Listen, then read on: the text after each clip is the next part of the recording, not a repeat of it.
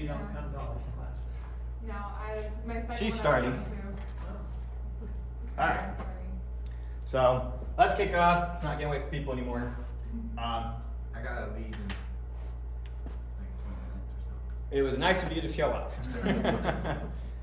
So starting now with Heraclitus. Maybe quickly remind ourselves of who we've gone through so far. So we started out with the question, what's the question the Greeks are considering right now is change and multiplicity. How is change possible? Seems like change implies a contradiction. And multiplicity, how are there multiple things in this universe and yet we have stuff changing into other stuff? Doesn't mean they somehow have to be the same. So that was a big question, and they kicked off thinking that there must be this one stuff that everything else is composed of.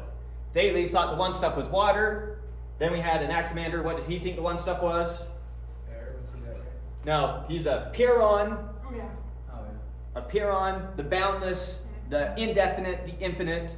And then we got to Anaximenes. He's the one who thought that it was air, and everything was ultimately composed of air. And he's the one that had the theory of, if you compress air enough, you eventually get mist. Compress it more, you eventually get water. Compress it more, you eventually get dirt. On the other hand, if you rarefy it, you can eventually get fire. And so you can change between you can change air to all these different elements, either by condensing it or by rarefying it. Adding heat to rarefy it, cooling it down to condense it. So that was Anaximenes, and then we had Xenophanes. He was a bit of a different one. He was the one that was mostly focused on the theology. Everything is God and God is everything type guy. And so God is the one stuff that makes up everything, in a way. But there was also an argument that he thought that the one stuff was both earth and water. And so we tried to show both those views. And that was Xenophanes. So now we get to Heraclitus, far and away the most influential of the philosophers we've covered so far. No one today thinks that the one stuff is water. No one buys into Thales' arguments today. There's still people going around accepting Heraclitus' arguments that he's going to put forth today. And so he's the one who has a very lasting impact in terms of his arguments directly, not in terms of conversation he spins off, but in terms of his actual arguments still being used in modern philosophy today. So Heraclitus of Ephesus, he's going to be our last Ionian philosopher. So all these guys over here from Ionia, remember that they were mostly from Miletus so far. He's going to be from Ephesus, not far from Miletus. So he's going to be very familiar with all these philosophers that came before him. Some quick high-level history about him. It's supposed that he refused a hereditary kingship, or at the very least some high political office that was passed down by hereditary, passed on to his little brother, didn't want to be involved in it. He's a very proud misanthrope, and he's bitterly critical of the multitude. Doesn't have very high regard for your run-of-the-mill man. Thinks he doesn't know much. Now, he's supposed to have written a work that we title On Nature, and it's supposed to have been divided into 3 sections. The first section was supposed to deal with the universe. This is where he's going to sound a lot more like the Milesians that we've been talking about. The second part deals with politics. He's the first one we have explicitly talking about politics. And then finally, he's going to have another section on theology that's going to remind us a little bit of Xenophanes. Now, you can go read all the direct fragments that we have of Heraclitus. All the things that he's supposed to have said or written. There's only about 120 to 130 of them. Some are contested, wasn't really him. You can go read them all, and you can be an expert on everything that he's supposed to have said. Now, this is very difficult to understand what he's talking about. Of all the philosophers we've come across so far, he's the hardest one to nail down what exactly he's saying. Even back with people who knew him, if we go back to ancient Greeks who actually had his works, he was known as the obscure or the dark. It was often difficult to determine what he was saying. And that's when he had his whole works. We have 120 fragments, and we're trying to re-piece together what it is he might have thought. So there's a massive room for error here. That's the point there. So, like some of what the author said. Here's how the author put it. If it is always hazardous to attempt the construction of a coherent doctrine from a few direct quotes and the comment of ancient writers, the matter becomes a good deal more complicated in the case of Heraclitus. And then I thought this was just an apt way of phrasing it. The fragments are largely gnomic or oracular utterances, highly paradoxical, replete with metaphors and puns. That's how the author feels about these fragments. Now, give you an example of one of these fragments. The bow's name is life, though its work is death. Now, we lose the pun in the conversion of the language, but apparently bow and life here are the same word. So the bow's name is life, though its work is death. And you can find a bunch of different interpretations as what he's supposed to be saying there. Is he saying that while the bow kills, you have to use it to hunt to survive? Is he talking about in terms of military, you have to use the bow to protect yourself and kill others? It's through killing that we preserve our own lives? Life is preserved through killing? A bunch of different interpretations like that. But that's all you really have to go off of, and then you just have to do guesswork from there. So I'll give you a feel for how these things go. We're going to break these fragments up into 5 major sections and do an analysis on each one of them. So he has his 5 major ideas. He's got his logos, his theology. There's an argument to be made that he thought of fire as one stuff, the fundamental substance of the universe. So we'll look into that. His doctrine of unity and opposites. And then finally, the most important one and the influential part is everything is becoming. And we'll understand that better. Hopefully you understand this. This will be the important point to understand by the time we're done with Heraclitus. The rest of the stuff is just more interesting and has some consequences down the road, but not as big as that last one. So we'll start with logos. Now, it's hard to get a sense for how we should translate this word logos. So he believes that the world is in accordance with logos, but logos here, when we translate it, it can also be interpreted as word, as reason, or as account. And so it's almost like he thinks, think back to Greek mythology, and there's this necessity. In a way, he thinks there's an account that exists of how things ought to be. And the reason that things happen the way they do is because it's according to the account. And so that's how you tie reason and account here together under the same word logos. Now, give you his biggest fragment that we have to give you a sense for how he talks about the logos. This is the only fragment that we know where it went in his work. Due to historical reference, we know that this is the opening line for his book on nature. So here's the line. Of the logos, which is as I described it, men always prove to be uncomprehending, both before they have heard it, and when once they have heard it. For although all things happen according to this logos, men are like people of no experience. Even when they experience such words and deeds as I explain, when I distinguish each thing according to its constitution, and declare how it is, but the rest of men fail to notice what they do after they wake up, just as they forgot what they do when asleep. So there gives you a taste for trying to interpret, or gives you a taste for Heraclitus, our biggest fragment of him, and give you a sense for how he's using this logos. The logos, which as I describe it, happens according to this logos.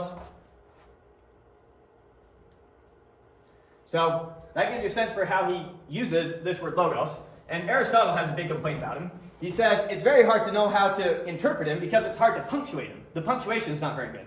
And even when I read it, I inserted commas here and there, giving it a certain interpretation in just my reading. There's probably a couple different ways you could read that, pausing at different places to give it a different meaning. So common complaint when it comes to Heraclitus is it's hard to even know how to punctuate the sentences that we have from him. Now, focusing on this logos a little bit to try and help give us some context for what it might mean, we can look at side effects for how it was used down the road. So by the time we get to the Stoics, now Stoics, that's Rome, that's hundreds of years down the road, they have this notion of a logos, and it's the account which governs everything. So according to Stoic philosophy, I've given this lecture infinitely many times in the past, and I'll give this lecture infinitely many times in the future. And in a sense, time is cyclical. Everything's on repeat, happening over and over again. And the universe ends in a great burning and then restarts again. It's on repeat. So they were very much influenced by Heraclitus, so it's possible that he had a similar notion for how he was using logos. Another way that we can get a sense for what he meant by this word logos is if we go to the Bible, the book of John, it starts out with, if you go get your earliest Greek versions of the Bible, it's going to say, in the beginning was the Logos, and the Logos was with God, and the Logos was God. And they chose to translate that word Logos to the word word. So this is just trying to give us contextual clues for how to think about this Logos. Do you think it kind of correlates with this idea that communication is the foundation to logic and mathematics and philosophy and all reasoning, essentially? Communication is definitely the foundation. Yeah. But what he's saying here, I'm not going to pretend that I have some deeper insight than you. I think for me personally, what helps my intuition is trying to fuzzy up the notion between reason and some version of necessity that the Greeks have in their philosophy. And if I try and muddy up those two notions together, then I think I get the best feel for what he's saying. But that's just a feeling. Did the Greeks ever connect logos with their gods? I don't know if there's a god logos. I do not think so. Because logos, as it goes on, becomes to mean reason the way that we start to mean the word reason. By the time we get to Aristotle, he uses logos to mean deductive reasoning, or the actual argument that you're talking about. So when you get to his rhetoric, he talks about the logos, the pathos, and the ethos of an argument. And the logos is the actual logic of the argument. So its meaning gets more nailed down as time goes on. And it starts to be used in a more particular way. So I don't think it evolves to become more mythological. I think it becomes more nailed down and more concrete. And I think that Heraclitus is one introducing this word to Greek philosophy. All right, so continuing with some of these fragments. What he appears to think is that wisdom comes from applying a sort of common sense to many particular experiences of life. Here's the fragments supposedly arguing that. Fragment 1. Knowing much doesn't teach you how to think. Men who love wisdom should acquaint themselves with many particulars. Listening not to me, but to the logos, listen to reason, don't listen to me, listen to reason. Listening not to me, but to the logos, it is wise to agree all things are one. Therefore, it is necessary to follow the common. But although the logos is common, the many live as though they had a private understanding. It should be noted that he was critical of the philosophers who came before. He thought that they knew a lot, but he didn't think they really knew a lot. So he seems to think reason is based in some sort of common sense, and not this deep speculation upon deep speculation upon deep speculation. Okay, now again, Heraclitus is one of these people that you can argue him to be A, and you can argue him to be Z, and everything in between. Some people like to argue that he's an empiricist. What's an empiricist? Is someone who thinks that knowledge ultimately comes from sensory experience. They're contrasted with the rationalists who think knowledge ultimately comes from reasoning and thinking about things. We're going to see he's argued on both ends of the spectrums here. So rationalists will say your senses can deceive you and confuse you. You got to rely on your reason to come to know the truth. Empiricists say you rely on your sensory data to figure out what the truth is.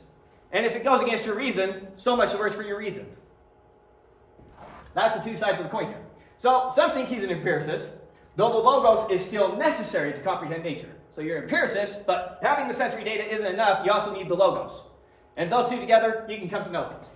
Others claimed he thought that the senses deceive us. So he can't be an empiricist. And we'll get more on that in the last section. Okay, here's the fragments that are supposed to argue that he's an empiricist. Nature loves to hide. You got to go out there and experience it to learn about nature. The things of which there can be sight, hearing, learning, these are what I especially prize. Notice that he ties the things that you can learn about to sight and hearing. Very empirical. Eyes and ears are bad witnesses to men having barbarian soul. So they can be good witnesses to you and me, but to people with barbarian soul who don't have this logos, not so much. We know where this word barbarian comes from. What is it? The Germanic tribes from up north who were like so uncivilized. No, going way back. So the Greeks had the notion of a barbarian. And when you translate it, why did they call him barbarian? Roughly, it was anyone who didn't speak Greek. Because when they spoke, it sounded like bar, bar, bar, bar, bar. Oh. And so they're barbarians. So in this context, it just means non-Greeks. Wasn't it, aren't like the Germans descendants of the supposed barbarians? Well, barbarian is used in a lot of different ways all through history. When you're going all the way back to the Greeks, in their use of barbarian, it pretty much means non-Greek. So they have this view that it's Greeks who are interested in learning and knowledge. They're the ones who care. And they have this classification of Phoenicians, they're the ones who care about money, and da-da-da-da-da. So they have their stereotypes for their different groups. It's the Greeks who care about learning. They're the ones who develop philosophy. Okay, his theology. You're going to notice he sounds a lot like Xenophanes here. He says, God is day and night, winter and summer, war and peace, suffer and hunger. But he takes various shapes, just as fire, when it is mingled with spices, is named according to the savor of each. So if I have a fire going in the kitchen and I'm mixing some chicken spices, and Peter's in the other room, Peter's going to say, you got chicken in there. And if I mix a different spice in the fire, then he's going to say, you got whatever, fish, whatever. And so, just as we name fire according to the savor of it, whatever it is that we smell, so he thinks God is in all things. So God is like the fire here, but we don't experience the fire directly. Instead, we're in the other room experiencing it indirectly through the smell, through our sight, through our senses. And so, through our sensory stuff, we see all these other things, but indirectly, it's God.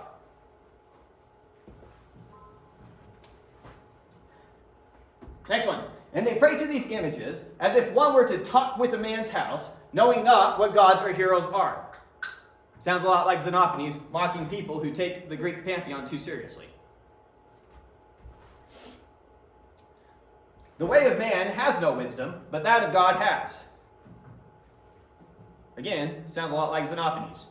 Xenophanes being the one that all we can do is get good, better and better and better opinion, and we can't really ever know anything. Man is called a baby by God, even as a child by man. Your knowledge compared to God is like taking an infant and comparing their knowledge to you. It's nothing. They don't have a clue. To God, all things are fair and good and right, but men hold some things wrong and some things right.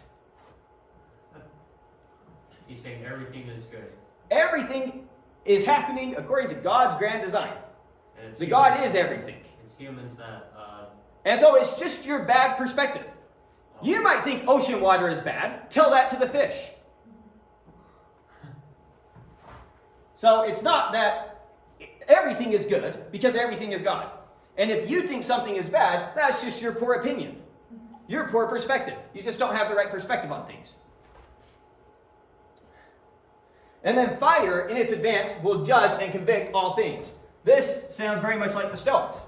The Stoics thought that when the world comes to an end, it's all going to be consumed in fire before it's reborn again. And that you can also see how that might also be an argument for him saying fire is the one stuff. Everything ultimately ends in fire. So that gives you a taste of his theology. Now let's move on to fire as the one stuff. Seems to claim fire as a fundamental substance. Now, people are going to say he means it seriously. Other people are going to say he's using fire as an analogy for God or the Logos. Other people are going to say he's using fire as an analogy for change. We'll see fire as an analogy for change last, but right now we're going to consider the argument that he actually seriously meant everything is ultimately fire, and fire is the one stuff. So, some claim he's using fire as a metaphor for Logos, as a creator of all things. Others for change, okay. Others claim he's using fire as a metaphor for change, and that change is the only constant. We're going to consider the fire one, so here's how it goes so far if we take them seriously here. It's Thales, so it was water, Anaximander, Apiron, Anaximenes, air, Xenophanes had earth and water, Heraclitus, fire. And we've covered our 4 elements. So here's the fragments that people who have this position use to justify their position. This world, which is the same for all, has not been made by any god or man, but it always has been, is, and will be an ever-living fire, kindling itself by regular measures and going out by regular measures. Now, some people say he means this in his theology sense, that the earth is ultimately going to end in fire. Other people say no, he's saying as fire converts into other elements are converting into fire, coming in and out of existence in equal measure, keeping everything kindling forever. Constant burden. Okay. Next fragment. All things are an interchange for fire, and fire for all things, just like goods for gold and gold for goods. So fire is like the currency of elements. You need to exchange some earth for your water, you use fire as the middleman. You convert the earth into fire first, and then convert it into water. The same way that Thales would have thought it with water. Everything ultimately reduces to water, he's saying everything ultimately reduces to fire.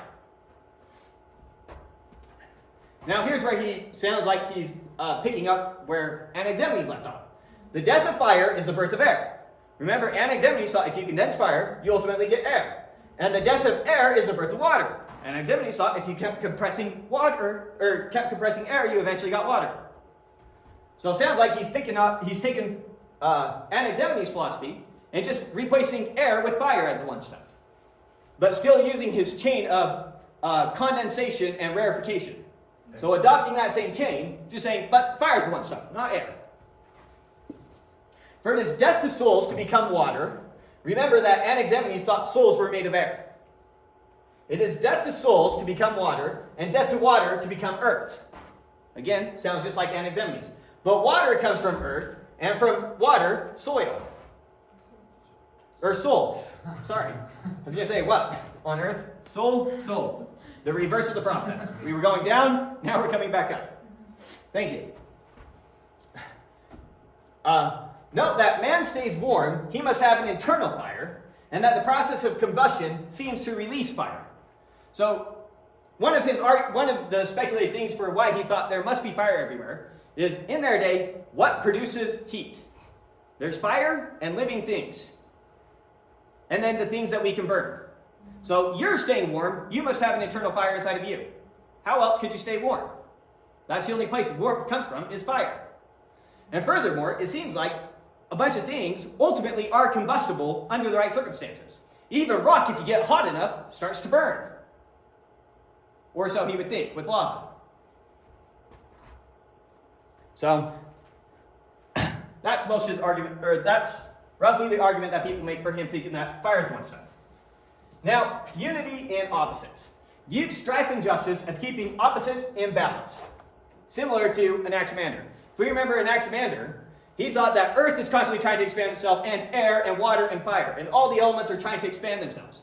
And it's by them fighting with each other that they all stay in balance. Now he criticized Homer for having Achilles say, "I wish that strife would vanish away from among gods and mortals," which according to Heraclitus would destroy the world. He thinks the world is kept in balance by strife. There would be no harmony without high and low notes, and no animals without male and female, which are opposites. It's in opposites coming together that this world is preserved.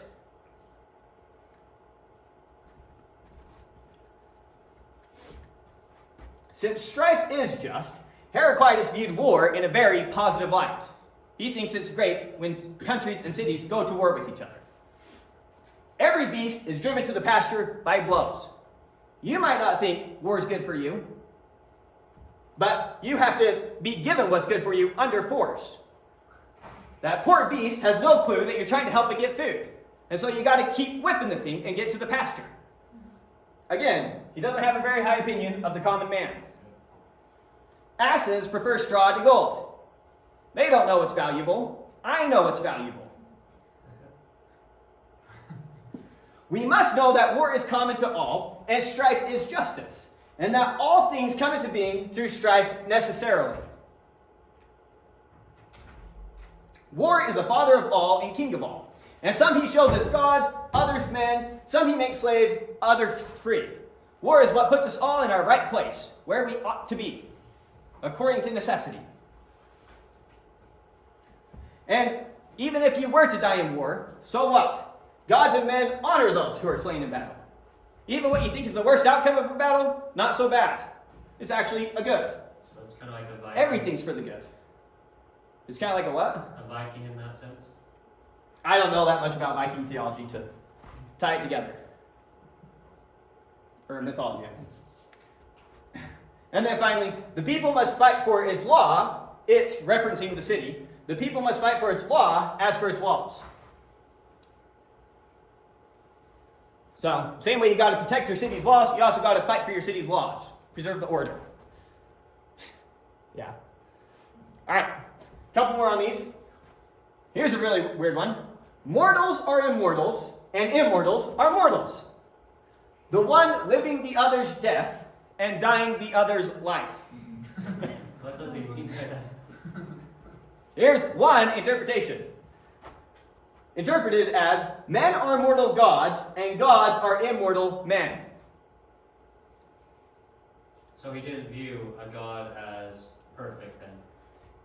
If we go with this translation, yeah, he views the gods act a lot like men, which you can see from Greek mythology where he might have that view. And some men who live great enough lives become gods. So gods are immortal men, and men are mortal gods. That's one attempt at interpreting what that's saying. Now, we get some of his views on things being relative. The way up and the way down are the same. Consider a staircase. You use the staircase to go up, you use the staircase to go down. The way up and the way down are the same. Similar one in writing, the course taken, straight or crooked, is one and the same. The one is made up of all things, and all things issue from the one. That again sounds a lot like Xenophanes. And then finally, good and ill are one. Is this where you can get a lot of his argument for change? No, we haven't gotten to his change yet. That will be his big one. Okay. Now, the strife of opposites, he views, is really an attunement that produces a harmony in all of nature. So the common example is to consider a lyre, as in the instrument. So you've got the wood that you're using for the lyre wants to pull apart, and the strings are holding it together. And so they're at war with each other. There's strife there. The wood on the lyre wants to bend away, the strings want to pull together. Or think about a bow. You have the wood making up the bow, and you string the bow. And it's only through that strife that you're able to get a bow. It's only through that strife that you're able to get the lyre and get the harmony. That's the analogy there. Okay. So he thinks in a similar way, there's internal strife in nature is what's keeping it as it is. So Heraclitus compares the union of opposites to a strung bow or a lyre held in shape by an equilibrium of the string's tension. There's a harmony in the bending back, as is the case of the bow and the lyre. And then finally, a hidden harmony is better than an apparent one, thinking that common interpretation of that is that the harmonies that we find in nature are better than music. Common interpretation. So, that gives you a sense of his unity and opposite. Okay, now his big one, his influential one. Everything is becoming, or often phrased as nothing ever is, everything is becoming. To understand why this is so influential, we need to remind ourselves of two basic laws of logic. Number one, law of identity. Often stated as each thing is identical with itself, or A is equal to A, or A is A. Bunch of different ways of phrasing the law of identity. Law of contradiction. Contradictory propositions cannot both be true in the same sense at the same time. In other words, the two propositions, P is the case, and P is not the case, are mutually exclusive. One of them has to be true, one of them has to be false. If I say the sky's blue, and the sky's not blue, one of those has to be true, one of those has to be false. We typically symbolize this with the tautology. It is not the case that you can have both P and not P. It's impossible to have both the sky is blue and the sky is not blue. It's always the case that you can't have it. So this is a tautology. This part is always false. P and not P is always false. So not P and not P is always true. That's what we mean by tautology. But if you're not used to that notation, hopefully you get the idea. You can't have something both being the case and not being the case in the same instant at the same time. That's impossible. Law of contradiction. So why is this last part of Heraclitus so influential? Because it's an implicit attack on these two laws of logic. Now Aristotle is the one to formulate the laws of logic, so this isn't an explicit attack on them. Heraclitus wasn't singling out the laws of logic and saying that they don't work. It's just an implication of his arguments. So it's people building on him later who use his arguments to argue against logic itself, claiming that logic doesn't work. That's why this is so influential. And yes, that actually happens. By people in high places with fancy degrees, trying to use Heraclitus to argue against the laws of logic. Here's roughly how the argument goes. Claim. Change is the most obvious fact of reality. Look around you. Things change. Undeniable. Next. Wherever there is a change, at the end of the change, we still have the same thing we started with. Otherwise, we wouldn't call it change but substitution. Imagine I've got a caterpillar named Tim. I got Tim here, and I watch it for a long time, and Tim eventually turns into a butterfly. I still have Tim. I have Tim before and after the change. I have the same thing that I started with. I didn't say, watch Tim turn into a butterfly, chuck Tim and grab a butterfly and say, see, magic. You say, no, that was a substitution. You cheated. You actually watched Tim change into a butterfly. So both before and after the change, we have Tim. So whenever there's a change, Tim turning into a butterfly, at the end of the change, we still have the same thing we started with, namely Tim. Otherwise, we wouldn't call it change, but substitution. But whenever there is change, at the end of the change, we have something different than what we started with. Otherwise, we wouldn't call it change. I can't have the same thing after the change that I started with, because it changed. Change means it's different. So I don't have the same thing that I started with, but I do have the same thing that I started with, if change occurs. So therefore, at the end of the change, we have the same and not the same thing that we started with. We both do and do not have the same thing that we started with. Change then implies a contradiction. Therefore, reality is replete with contradictions, filled with things which both are and are not what they were and will be. That's roughly how the argument goes. Therefore, the law of contradiction and the law of identity are false. How this is an attack on the law of, I think both of them you see. Something both is and is not what it was and was not. So you get a contradiction, and we're saying something is what it isn't, which is the opposite of saying something is what it is. So that's how it's also an attack on the law of identity. So that's roughly how the argument goes. Here's a historian stating his position in case my phrasing wasn't very good. Reality's essential nature lies in being both the same as itself and different from itself. For, in order to change, a thing must become different from itself. If it remains the same as itself, it hasn't changed. But after it has changed, it must still be the same thing. Otherwise, there has been no change, but simply a substitution of one object for another. A changing thing, then, is an identity of opposites. It both is and is not what it was and what it will be. Go ahead. Is this where you get the ship analogy? Where you start with a ship, and over time you slowly have to rebuild and take out planks, and over enough time you eventually come up with a completely different ship. Right. Similar thing. You can make the same argument with yourself. Look at me now. Compare it to when I was a toddler. What about me is the same? I think completely differently. Every cell in my body has already replaced itself. What about me is the same as that toddler? Your name. Similar thinking. Well, maybe I changed my name along the way.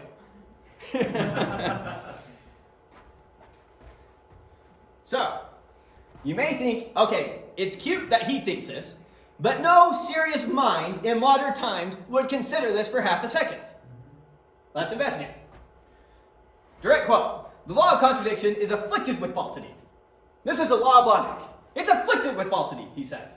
It says nothing can both be and not be. But anything that can change defies it. It can both be and not be with the utmost ease. F.C.S. Schiller. That's AD, not BC. Okay. Prestigious position at Stanford, I think. John Dewey thought that Aristotelian logic must be wrong. Aristotelian logic, formal logic, same thing. It must be wrong. Why? Because it's worked for so long. That's why it must be wrong. That is not a typo. It's something's got to give. If it worked then, it must have changed by now. And so it can no longer work. We're looking at the father of progressive education, John Dewey, 1859 to 1952. Modern people in high places with fancy degrees accept this argument. So what's the counter argument? Well, we'll get to it. Oh, okay. But the point is, that's why Heraclitus is still so relevant. It's not necessarily what he directly said, it's what people interpreted him as saying and thought it was a valid argument. So it's And how still people use it can to use date. it. Huh? It's how people can use him and his argument. Yes, it's how his arguments are used. Okay. That's often more important than what the philosopher actually thought. There's what they thought, that probably died with them. What everyone else thought they thought, that could catch on. And that can have a huge impact. Yeah, that makes sense. So in that way, Heraclitus, we have no clue what he actually thought. But here's what people thought he thought, that caught on. And that's why he's so influential. Okay. So, everything is becoming. He thought that another interpretation. We did the interpretation where he thought the all was logos. We did another interpretation where he thought everything was fire. Now we're going to do the interpretation where he thinks the one stuff is becoming, is change itself. So he thinks the essence of reality is change or becoming. That's the one stuff. That's what this whole universe is made of. Change. Sounds weird. His most famous fragment along these lines: you cannot step twice into the same river, for fresh waters are continually flowing on. And his next one: we both step and do not step in the same river. We are and are not. You can't step into the same river because when I try, so I step, pull back, step, the river changed. Some water moved, some of the bank eroded away, it changed. It's a different thing than it was. I couldn't get the same river twice. And even worse, I wasn't even there twice. Because I changed at the time that I tried to dip my toe into the river twice. Okay. How does that make you we are and we are not? So we're going to see how he makes an argument against entities. So we're going to take this one further. The river can go by us. Mm-hmm. The river's not us. Uh-huh. So we are who we are. But he's going to argue that you changed in that time. Some cells eroded off of you. Your body's in a different position. Stuff happened. You changed. And so whatever that changes, you're now different from what you were. And so you both are and are not what you were. Well, every minute you live, you change, whether there's water or no water. Right. So, but aren't you are you there? I am here. I do not agree with these arguments. No, please just- I find these arguments ridiculous, but I'm presenting the arguments. I wish you had said that a half hour. I'll report my biases. I am, to the extent that you can attribute my beliefs with any of one of these philosophers, I'm an Aristotelian. Aristotelian? An Aristotelian. I like Aristotle. Oh, this is to get us to like Aristotle. It can help. It's not to do that, but I think that will be a happy side effect. Yeah. Okay. So, Everything is changing. so he thinks everything is changing in every respect at every instant of time. And he's going to use that logic to think that nothing persists for 2 consecutive instances, and so there are no entities. Not only is everything changing, there aren't even things in this universe to talk about. All there is in this universe to talk about is change. Now, I'll work with you to help you understand how he thought that there were no entities. So we'll work up to that one. But so now we get the most famous. Nothing ever is, everything is becoming. He's going to argue that there's no such thing as entities. And because of that, he's going to say nothing ever is, and everything is becoming. Who's he? Heraclitus. Here it goes. He thinks everything is in a state of change. So everything is becoming. Is this whole thing Heraclitus? All of this has all been Heraclitus. Okay. Okay. So nothing ever is, everything is becoming. Give you a rough idea really quick why he thinks there are no entities. He thinks in order for there to be a thing, it has to at least hold still for some amount of time. There has to be some interval of time that it doesn't change in order for it to be a thing. And if I try to say, hey, look, there's that thing, by the time I go, it already changed. And it's no longer that thing, it's a different thing. And so in that way, there's no entities. But I have a better analogy to help you here in a sec. Go ahead. My question is, what does he think of an entity? Like, to him, what is an entity? Any physical thing you see. There are no chairs. There are no tables. There is no me. So, Nothing ever is. Does he There is believe- no is. does he believe in a soul then? Or is that not relevant in the argument? It's composed of change. And there is no actual things in this universe. Okay. There's just change. Okay, here's a historian summing up this point. No man can ever step into the same river. How can he? The second time he tries to step, new waters would have flown down from upstream. The water would not be the same. Neither would the beds and the banks be the same, for the constant erosion would have changed them too. And if the river is the water, the beds and the banks, the river is not the same river. Strictly speaking, there is no river. Worse yet, you cannot step into the same river twice because you are not there twice. You too change. And the person who stepped the first time does not exist to step the second time. Persons don't exist. Now here comes the analogy that will hopefully help. Well, finish off the quote and then give you the analogy. When anyone says that something exists, the meaning is that something does not change, at least for a short time. An object that is real must be an object that stands still. So now I'll try to help you with the analogy. Here's the analogy. Imagine I've got some molding clay. And I'm sitting here messing with the molding clay, and at 1 second it's a castle, but just as it becomes a castle, it suddenly becomes a cup. And just as it becomes a cup, I suddenly got it into the shape of a zebra. And just as it's the shape of the zebra, I got it in the shape of a chair. And so it's constantly changing between all these entities. What is it that I have? Clay. Modeling clay. Now let's imagine that the actual material I'm using keeps changing. And at 1 second it was a castle of clay, but the next second it was a cup of ice. And at the next second it was a chair of wood. And so if the actual material is also constantly changing in every respect at every time, then what is it? Change. Then you can't really call it anything. And so in that sense, there is no entity. You can't really say it's something. What is it? It's change. That's what it is. So that's the analogy that's often given to try and help you get intuition for what he's saying here. Okay. So this is why Heraclitus is sometimes said to have been a process why he's said to have a process philosophy as opposed to being a material monist, and why fire is viewed as only a metaphor for change. So some people argue he thinks there's just change, and he uses fire a lot as this analogy for something that's constantly changing and never staying the same. And so in that sense, all entities are like fire. That's one of the arguments for what Heraclitus was saying with all those fire that we covered before. Now, how serious was he about this? Sometimes you can get how serious they were about it by looking at some of their followers. So he has a very famous follower that goes by the name of Heraclitus. He was a disciple of Heraclitus, and Heraclitus stopped speaking on principle. Apparently, he took it serious that there were no actual entities in reality. And a word only has meaning if it has a referent. Table only makes sense if there's tables. There's something in reality that our words make reference to.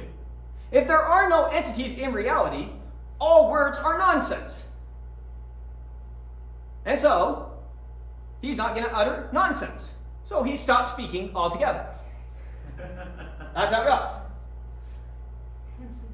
So, apparently, he wagged his fingers as a base form of communication to tell people when he was hungry. But wait, isn't that changing too? So what's the point of that? Apparently, this is what happened. Hopefully his servants were paying attention when he told them, this means I'm hungry. Where did this guy live? I'm not sure where Heraclitus was. No, Heraclitus is from Ephesus. That's far back. that's over in Turkey or wherever it is. Yeah. So we got mainland Greece here, Yeah. the Peloponnesus. Ephesus is over right here. Yeah. So he lived on the wrong continent. They're gonna bounce back and forth between Greece before philosophy hits Greece proper. I hope Greece wins.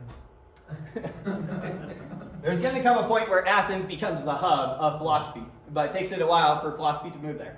It starts out in Ionia, and then it actually jumps over to Italy, and then finally settles in Greece proper. Okay. Continuing with Heraclitus. Now, since everything is just change, and our senses tell us that there's physical entities out there, a lot of people argue that he viewed the senses, he's seen as regarding the senses as invalid. So remember, some people thought he was an empiricist, thinking that ultimately our knowledge of the universe comes from our senses. Other people saying, no, he's the furthest thing from. He's denying that there's actual entities out there, which is one of the clearest things to our sense perceptions that there is.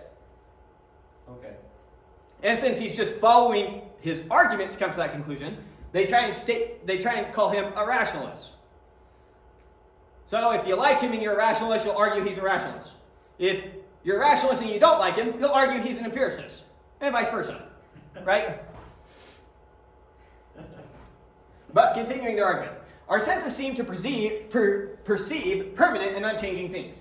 But we know that everything is changing, hence our senses are deceptive. They're lying to us. Why do things appear to be unchanging? if you were to talk to some modern Heraclitian, he says, how is it that things appear to be unchanging? Here's how they'd argue. They say, perception of unchanging things is maintained by change. Can you? One analogy that's often given is a river is maintained by the fact that it continues to flow. The other common example is, think about a tub. I've got a tub of water here, and I stick a pipe at the bottom that has water flowing in, and I stick a pipe at the bottom that has water flowing out. And so, water's flowing in at the same rate that it's flowing out, and that change maintains this illusion that we've got this water just sitting there, when really the water's cycling through. Okay. That's the analogy a modern Heraclitian would give. So, they continue to say there are no absolutes. Everything is everything is relative, and it's often phrased up with the world is a Heraclitian flux. So now, hopefully, you have some intuition for what a Heraclitian flux would be. A world where everything is just changing. Since Heraclitus appears to be following reason as opposed to his senses, he's also sometimes called a rationalist as opposed to an empiricist. We already covered that. Okay, so that covers Heraclitus. Any questions about him? Are you not going to give the argument against his logic there, where he tries to disprove the law of contradiction? We're going to cover this in roughly historical order. So Heraclitus sets up this problem. Parmenides is going to be the one who comes and answers him, and we'll get to Parmenides' answer. Okay. And then it's going to seem like you got to now choose between Parmenides and Heraclitus. Which side are you going to be on? And then the atomists are going to be the ones who kind of join these two views together. And so that's roughly how the flow is going to go. Okay.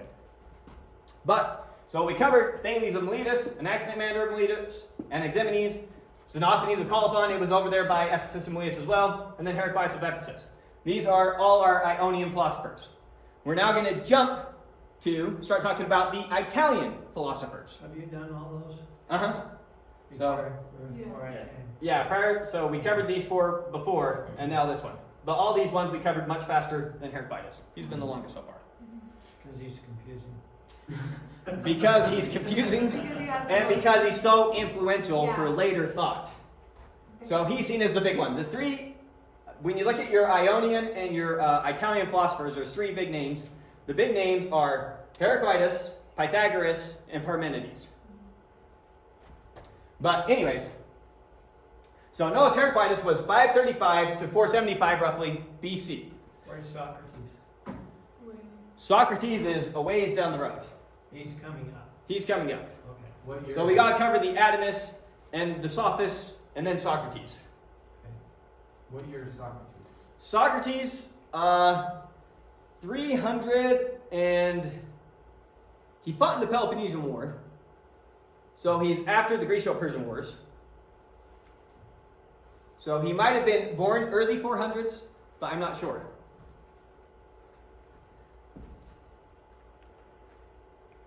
All right, so now we get to the Italians. We're going to notice that two of our Italians, Pythagoras and Miletus, are born on Samos, which is actually over in Ionia. It's right next to Miletus. Why do we call them Italian philosophers? Because they set up their schools over in Italy. It's where they were influential. So while Pythagoras is from Samos, where he set up his school was Croton. Okay. Similarly for Miletus, his school that he was a part of was in Elea. You'll notice all three of these are Elea. Yeah. One more thing to note is remember that Xenophanes ended in Elea. Yeah, I was gonna say that. And so some people view Xenophanes as the teacher of Parmenides, so there's a tie there. But that one's more speculative. But anyways, this is how they are chosen to, this is how history chooses to classify him. So now we'll be starting with Pythagoras.